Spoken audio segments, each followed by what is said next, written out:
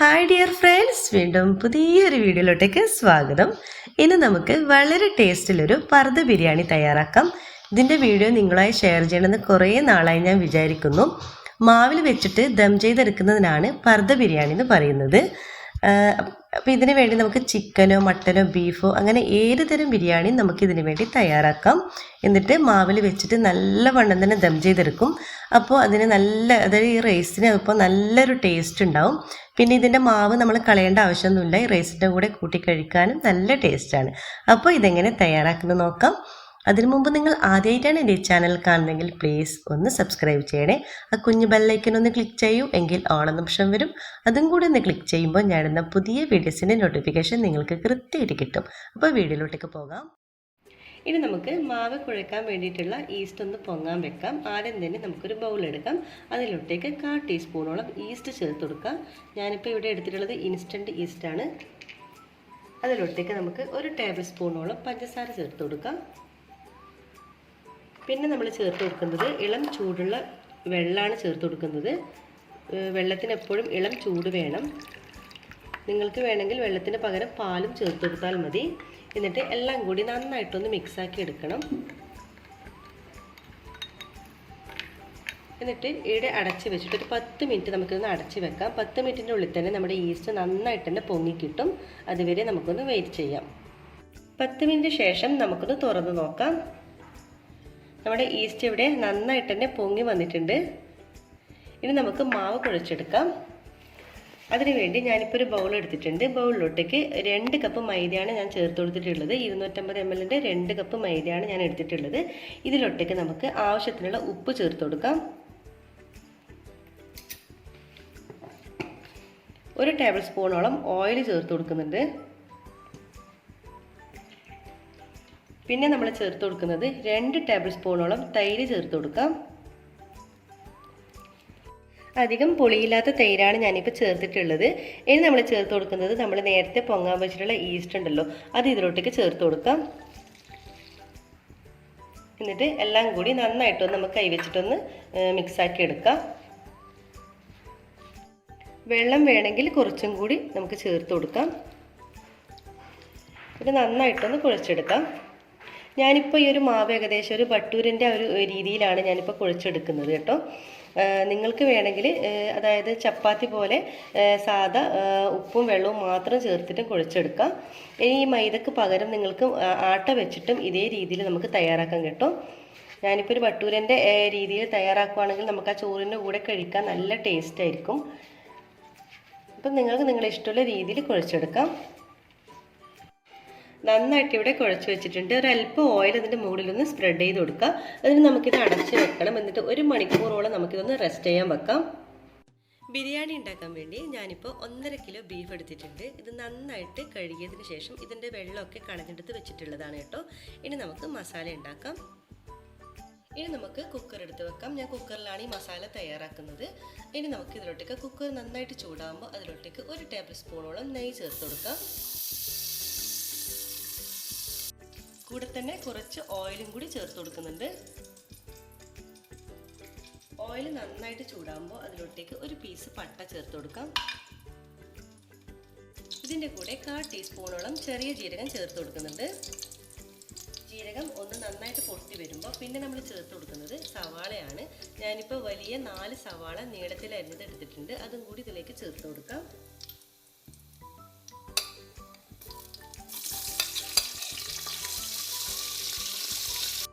കൂടെ കുറച്ച് ഉപ്പ് കൂടി ചേർത്ത് കൊടുക്കുന്നുണ്ട്. എന്നിട്ട് നന്നായിട്ടൊന്ന് മിക്സാക്കി എടുക്കണം. നമ്മൾ സവാള നന്നായിട്ടൊന്ന് വാടി വരണം. സവാള ഇവിടെ നന്നായിട്ട് തന്നെ വാടി വന്നിട്ടുണ്ട്. അതിലോട്ടേക്ക് പിന്നെ നമ്മൾ ചേർത്ത് കൊടുക്കുന്നത് 1/4 കപ്പോളം വെളുത്തുള്ളി ഇഞ്ചി എടുത്തിട്ടുണ്ട്. അതുപോലെ തന്നെ ഒരു 5-6 പച്ചമുളക് എല്ലാം കൂടി മിക്സിയുടെ ചെറിയ ജാറിലിട്ട് ഒന്ന് ക്രഷ് ചെയ്തെടുക്കുക. അതും കൂടി ഇതിലോട്ടേക്ക് ചേർത്ത് കൊടുക്കാം. എന്നിട്ട് എല്ലാം കൂടി മിക്സാക്കി എടുക്കുക. ഇപ്പോൾ നമ്മുടെ പച്ചമുളക് ഇഞ്ചി വെളുത്തുള്ളിയുടെയൊക്കെ ആ ഒരു പച്ചമണം മാറി വന്നിട്ടുണ്ട്. അതിനുശേഷം പിന്നെ നമ്മൾ ചേർത്ത് കൊടുക്കുന്നത് തക്കാളിയാണ്. ഞാനിപ്പോൾ 3 വലിയ തക്കാളി കൂടി ഇതിലോട്ടേക്ക് ചേർത്ത് കൊടുക്കുന്നുണ്ട്. എല്ലാം കൂടി നല്ലവണ്ണം തന്നെ ഒന്ന് മിക്സാക്കി എടുക്കുക. നല്ലോണം മിക്സാക്കിയതിന് ശേഷം നമുക്കിത് അടച്ച് വെച്ചിട്ട് ലോ ഫ്ലെയിമിൽ ഒരു 10 മിനിറ്റ് നമുക്ക് കുക്ക് ചെയ്തെടുക്കാം. നമ്മുടെ തക്കാളി നല്ലവണ്ണം തന്നെ സോഫ്റ്റായിട്ട് കിട്ടണം. അതുവരെ ഒന്ന് വെയിറ്റ് ചെയ്യാം. നമ്മുടെ തക്കാളിയൊക്കെ ഇവിടെ നല്ലവണ്ണം തന്നെ ഉടഞ്ഞ് കിട്ടിയിട്ടുണ്ട്. കൂടെ തന്നെ കുറച്ച് ഫ്രഷ് ആയിട്ടുള്ള കറിവേപ്പില കൂടി ചേർത്ത് കൊടുക്കാം. ഇനി ഇതിലേക്ക് നമുക്ക് പൊടികളൊക്കെ ആഡ് ചെയ്ത് കൊടുക്കാം. ആദ്യം തന്നെ 1 ടീസ്പൂണോളം നമുക്ക് ഗരം മസാല പൊടി ചേർത്ത് കൊടുക്കാം. 1 ടീസ്പൂൺ മല്ലിപ്പൊടി ചേർത്ത് കൊടുക്കുന്നുണ്ട്. 1/4 ടീസ്പൂൺ മഞ്ഞൾപ്പൊടി ചേർത്ത് കൊടുക്കാം. എന്നിട്ട് എല്ലാം കൂടി നന്നായിട്ടൊന്ന് മിക്സാക്കി എടുക്കണം. നമ്മളെ പൊടികളുടെയൊക്കെ ഒരു പച്ചമണമൊന്ന് മാറി വേണം. അതുവരെ 1-2 സെക്കൻഡോളം നന്നായിട്ട് മിക്സാക്കി എടുക്കുക. പിന്നെ നമ്മളിതിലേക്ക് ചേർത്ത് കൊടുക്കുന്നത് നമ്മൾ ആദ്യം കഴുകി വൃത്തിയാക്കി വെച്ചിട്ടുള്ള നമ്മുടെ ബീഫ് ചേർത്ത് കൊടുക്കാം.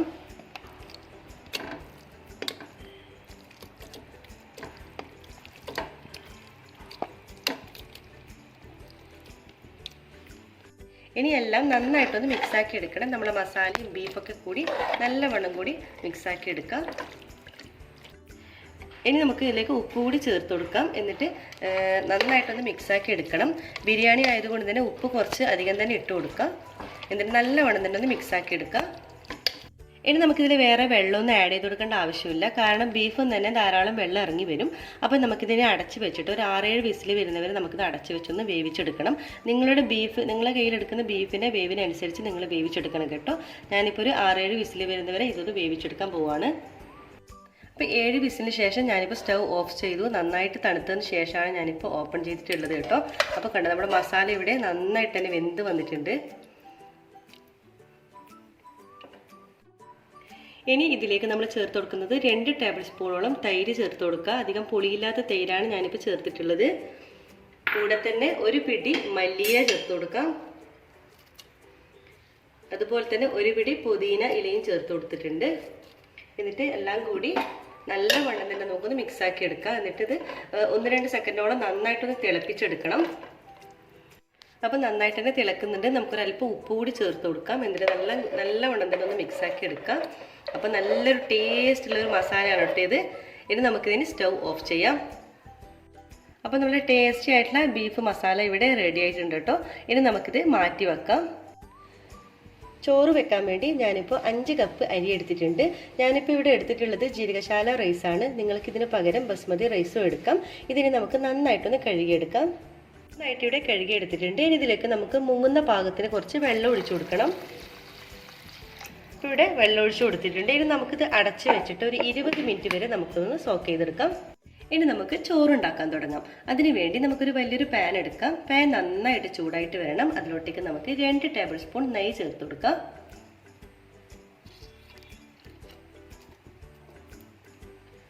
കൂടെ തന്നെ കുറച്ച് ഓയിലും കൂടി ചേർത്ത് കൊടുക്കുന്നുണ്ട്.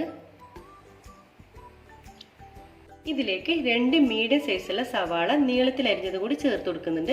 ഇതെന്തിനാന്ന് വെച്ചാൽ നമ്മൾ ആദ്യം തന്നെ ഈ സവാള ഒന്ന് പൊരിച്ചതിട്ട് ഫ്രൈ ചെയ്തെടുക്കണം. അതിൽ തന്നെയാണ് നമ്മളിത് ചോറും ഉണ്ടാക്കുന്നത്. അപ്പോൾ ആദ്യം തന്നെ നമുക്ക് ഉള്ളി ഒന്ന് ഫ്രൈ ചെയ്തെടുക്കാം. ഒരു ലൈറ്റ് ബ്രൗൺ കളർ ആകുന്നവരെ നമുക്കിതൊന്ന് ഫ്രൈ ചെയ്തെടുക്കാം. സവാള ലൈറ്റ് ബ്രൗൺ കളറായി വന്നിട്ടുണ്ട്. നമുക്കിനി ഒരു പ്ലേറ്റിലോട്ടേക്ക് കോരി മാറ്റാം.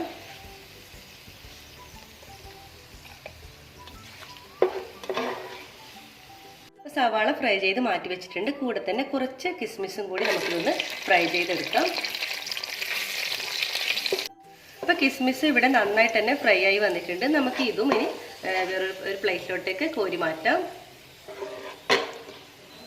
അപ്പോൾ നമ്മുടെ ഫ്രൈ ചെയ്തിട്ടുള്ള സവാള അതുപോലെ തന്നെ ഫ്രൈ ചെയ്ത് വെച്ചിട്ടുള്ള കിസ്മിസ് എടുത്തു വെച്ചിട്ടുണ്ട്. അതിൻ്റെ കൂടെ തന്നെ കുറച്ച് പുതിനയിലയും മല്ലിയിലയും കൂടി അരിഞ്ഞു വെച്ചതും ചേർത്തിട്ടുണ്ട്. ഇത് നമുക്ക് ദം ചെയ്യുമ്പോൾ അതിൻ്റെ ഇടയിലേക്ക് ഇട്ട് കൊടുക്കാൻ വേണ്ടിയാണ്. അപ്പോൾ ഇത് നമുക്ക് മാറ്റി വെക്കാം. ഇനി നമ്മുടെ പാനിലോട്ടേക്ക് നമ്മുടെ അരി വേവിക്കാനുള്ള വെള്ളം ചേർത്ത് കൊടുക്കാം. ഞാനിപ്പോൾ 5 കപ്പ് അരിയാണ് എടുത്തിട്ടുള്ളത്. അപ്പോൾ നമ്മൾ 7.5 കപ്പ് വെള്ളമാണ് ഇതിലേക്ക് ചേർത്ത് കൊടുക്കേണ്ടത്. അപ്പോൾ ആദ്യം നമുക്ക് വെള്ളം ചേർത്ത് കൊടുക്കാം.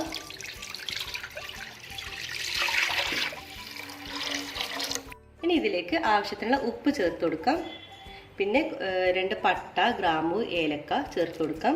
കൂടെ തന്നെ ഒരു ബേ ലീവ്സും കൂടി ചേർത്ത് കൊടുക്കുന്നുണ്ട്. എന്നിട്ട് ഈ വെള്ളം ഒന്ന് നന്നായിട്ടൊന്ന് തിളക്കണം.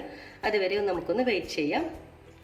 അപ്പോൾ വെള്ളം ഇവിടെ നന്നായിട്ട് തന്നെ തിളക്കുന്നുണ്ട്. ഇനി ഇതിലോട്ടേക്ക് നമുക്ക് അരി ചേർത്ത് കൊടുക്കാം. നമ്മൾ ആദ്യം കഴുകി വെച്ചിട്ട് വെള്ളം ഒഴിച്ച് വെച്ചിട്ടുള്ള അരിയാണിത്. അതിൻ്റെ വെള്ളം നന്നായിട്ട് ഊറ്റി കളഞ്ഞതിന് ശേഷം നമ്മൾ ഇതിലോട്ടേക്ക് ചേർത്ത് കൊടുക്കാം. അരിയെല്ലാം ചേർത്തതിന് ശേഷം നന്നായിട്ടൊന്ന് മിക്സാക്കി എടുക്കാം. ഇനി നമ്മുടെ ഈ ഒരു വെള്ളം ഒന്ന് നന്നായിട്ടൊന്ന് വറ്റി വരണം. അതുവരെ ഒന്ന് നമുക്ക് വെയിറ്റ് ചെയ്യാം. അപ്പോൾ നമ്മളിതിൽ ചേർത്തിട്ടുള്ള വെള്ളമൊക്കെ വറ്റി വന്നിട്ടുണ്ട് കേട്ടോ.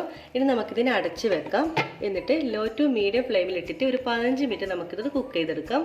15 മിനിറ്റ് ശേഷം നമുക്ക് തുറന്ന് നോക്കാം. നമ്മുടെ ചോറൊക്കെ ഇവിടെ നന്നായിട്ട് തന്നെ വെന്ത് വന്നിട്ടുണ്ട്. നമുക്കിനി സ്റ്റൗ ഓഫ് ചെയ്തിട്ട് മാറ്റി വെക്കാം. ഇനി നമ്മുടെ ഈ ചോറ് നേർപകുതി വേറൊരു ബൗളിലേക്ക് നമുക്ക് മാറ്റി കൊടുക്കാം. പകുതി ചോറ് മാറ്റിയിട്ടുണ്ട്. ഇനി ഇതിലോട്ടേക്ക് കുറച്ച് ഗരം മസാല പൊടി ചേർത്ത് കൊടുക്കാം. ഇനി നമുക്ക് ഫ്രൈ ചെയ്ത് വെച്ചിട്ടുള്ള നമ്മുടെ സവാള, അതുപോലെ തന്നെ കിസ്മിസ് ചേർത്ത് കൊടുക്കാം. പിന്നെ കുറച്ച് പുതിനയിലയും മല്ലിയിലയും കൂടി ചേർത്ത് കൊടുക്കാം. ഇനി ഇതിൻ്റെ മുകളിൽ നമുക്ക് ബീഫ് മസാല ചേർത്ത് കൊടുക്കാം. ഇനി ഇതിൻ്റെ മുകളിൽ ബാക്കി ചോറ് കൂടി നമുക്ക് ഇട്ട് കൊടുക്കാം. ഇനി ഇതിൻ്റെ മുകളിൽ നമുക്ക് കുറച്ച് യെല്ലോ ഫുഡ് കളർ ചേർത്ത് കൊടുക്കാം. സാധാരണ ബിരിയാണിക്ക് നമുക്കൊരു അതായത് മഞ്ഞയും വെള്ളയും കലർന്നിട്ടുള്ള ഒരു ചോറാണ് ഉണ്ടാവുക. അപ്പോൾ ഇത് നിങ്ങൾക്ക് ഇനി കളർ ചേർക്കാൻ താല്പര്യമില്ലെങ്കിൽ അല്പം മഞ്ഞൾപ്പൊടി വെള്ളത്തിൽ കലർത്ത് ചേർത്താലും മതി. ഇനി ഒരു ലോ ഫ്ലെയിമിൽ ഒരു 5 മിനിറ്റ് നമുക്കൊന്ന് ദം ചെയ്തെടുക്കാം. നമ്മൾ 5 മിനിറ്റ് മാത്രം ദം ചെയ്തെടുത്താൽ മതി കേട്ടോ. നമുക്കിനി പർദ്ദക്കുള്ളിൽ വെച്ചിട്ട് വീണ്ടും ഒന്ന് ദം ചെയ്തെടുക്കണം. അപ്പോൾ ഒരു 5 മിനിറ്റ് മാത്രം ലോ ഫ്ലെയിമിലിട്ട് നമുക്കൊന്ന് ദം ചെയ്തെടുക്കാം. ഇനി നമ്മൾ നേരത്തെ കുഴച്ച് വെച്ചിട്ടുള്ള മാവ് നന്നായിട്ട് തന്നെ പൊങ്ങി വന്നിട്ടുണ്ട്. ഇനി നമുക്ക് ഒന്നും കൂടി ഇത് നന്നായിട്ടൊന്ന് കുഴച്ചെടുക്കാം. നല്ല സോഫ്റ്റായിട്ട് ഒന്നും കൂടി നന്നായിട്ട് തന്നെ കുഴച്ചെടുക്കാം. ഇനി ഇതിൽ നിന്ന് നമുക്ക് നേർപകുതി മാവ് എടുക്കാം. ഞാനിത് വെച്ചിട്ട് 2 പർദ്ദ ബിരിയാണിയാണ് ഇന്ന് തയ്യാറാക്കുന്നത്. അപ്പോൾ വീണ്ടും ഇത് നന്നായിട്ടൊന്ന് കുഴച്ചെടുക്കാം കൈ വെച്ചിട്ട്. അപ്പോൾ ഞാനിപ്പോൾ ഇത് കുറച്ച് പൊടി ഇട്ടിട്ടുണ്ട്. നമുക്കിനി ആദ്യത്തെ പർദ്ദ ബിരിയാണി തയ്യാറാക്കാം. അതിനുവേണ്ടി നമുക്ക് നന്നായിട്ടൊന്ന് പരത്തിയെടുക്കണം. നമ്മുടെ ചപ്പാത്തിക്കൊക്കെ പരത്തുന്ന രീതിയിൽ നന്നായിട്ട് പരത്താം. ചപ്പാത്തിനെ പോലെയല്ല, അതിനേക്കാൾ കുറച്ച് വലുപ്പത്തിൽ വേണം നമ്മളിത് പരത്തിയെടുക്കാൻ. അപ്പോൾ ഇതുപോലെ നല്ല വലുപ്പത്തിൽ തന്നെ നമ്മൾ പരത്തിയെടുക്കുക. നമ്മളിത് കവർ ചെയ്തെടുക്കാനുള്ളതല്ലേ, അതുകൊണ്ട് തന്നെ ഇതുപോലെ വലുപ്പത്തിൽ തന്നെ എടുക്കുക. ഇനി നമ്മൾ എടുക്കേണ്ടത് ഒരു പാൻ വേണം. ഞാനിപ്പോൾ ഇതുപോലത്തെ ഒരു ചെറിയൊരു പാനാണ് എടുക്കുന്നത്. എപ്പോഴും ഇങ്ങനെ ഒരു പർദ്ദ ബിരിയാണി തയ്യാറാക്കുമ്പോൾ ഇതുപോലത്തെ ചെറിയ പാൻ എടുക്കുന്നതായിരിക്കും കൂടുതൽ നല്ലത്. അപ്പോൾ ആകുമ്പോൾ നമുക്ക് പെട്ടെന്ന് തന്നെ കവർ ചെയ്തെടുക്കാൻ പറ്റും. അപ്പോൾ ഇതിലാണ് ഞാനിപ്പോൾ ഇന്ന് പർദ്ദ ബിരിയാണി സെറ്റ് ചെയ്തെടുക്കുന്നത്. ഇനി 2 ഭാഗം ഇതുപോലെ ആക്കി കൊടുക്കാം.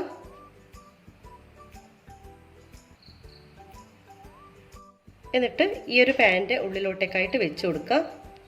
എന്നിട്ട് നമ്മൾ മടക്കി വെച്ചിട്ടുള്ള ഭാഗം ഇങ്ങോട്ടേക്ക് 2 ഭാഗത്തോട്ടേക്ക് ആക്കിയെടുക്കണം.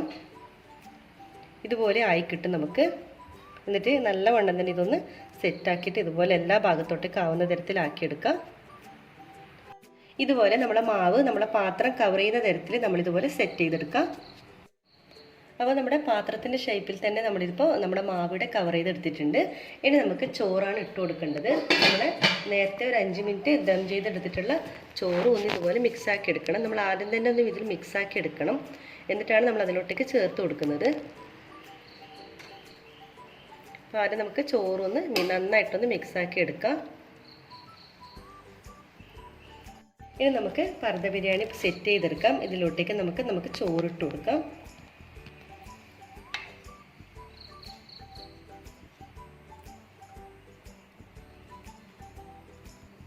പാത്രത്തിൻ്റെ എല്ലാ ഭാഗത്തോട്ടേക്ക് ആക്കിയെടുക്കാം.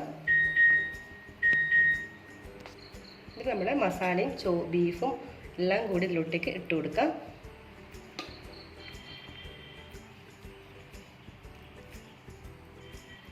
എല്ലാം ഇതുപോലെ ഒന്ന് നിരപ്പാക്കി കൊടുക്കാം. ബാക്കി ചോറ് എല്ലാം മൊത്തത്തിൽ തന്നെ ഇതിൻ്റെ മുകളിലേക്ക് ആഡ് ചെയ്ത് കൊടുക്കണം.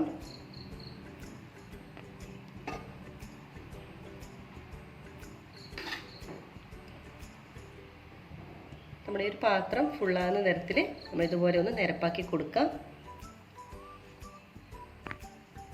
ചോറിപ്പോൾ നിറയെ വെച്ച് കൊടുത്തിട്ടുണ്ട്. ഇനി സ്പൂണ് വെച്ചിട്ട് ഇതുപോലെ ഒന്ന് പ്രസ് ചെയ്ത് കൊടുക്കാം. എല്ലാ ഭാഗത്തോട്ടേക്കും ഒന്ന് പ്രസ് ചെയ്ത് കൊടുക്കണം. ഇനി നമുക്ക് നമ്മുടെ ഒരു മാവ് ഒന്ന് ഇത് കവർ ചെയ്തെടുക്കാം. എല്ലാ ഭാഗത്തോട്ടേക്കും നമുക്കൊന്ന് കവർ ചെയ്തെടുക്കണം.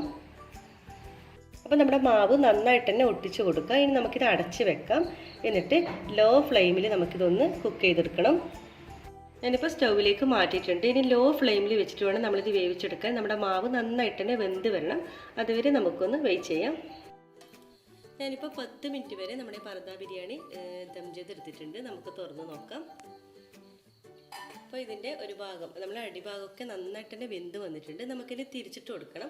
അപ്പോൾ ചൂട് കട്ടിയുള്ള ഒരു പാനിലോട്ടേക്ക് നമുക്കിതൊന്ന് തിരിച്ചിട്ട് കൊടുക്കാം. അപ്പോൾ നമ്മൾ തിരിച്ചിട്ടിട്ട് പതുക്കെ നമ്മുടെ ഒരു പാനൊന്ന് ഇതുപോലെ എടുക്കാം.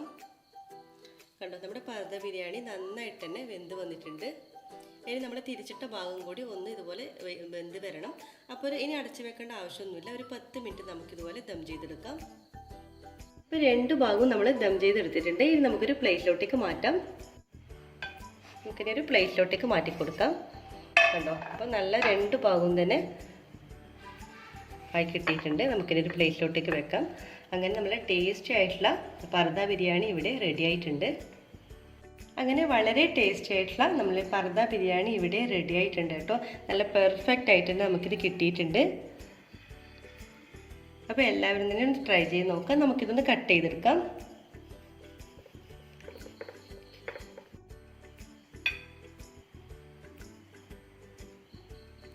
ഇപ്പോൾ നിങ്ങൾ വീഡിയോയിൽ കാണുന്നുണ്ടാവും, നല്ല ദം ചെയ്തിട്ട് നല്ല ആവി വരുന്നത് കാണുന്നുണ്ടാവും.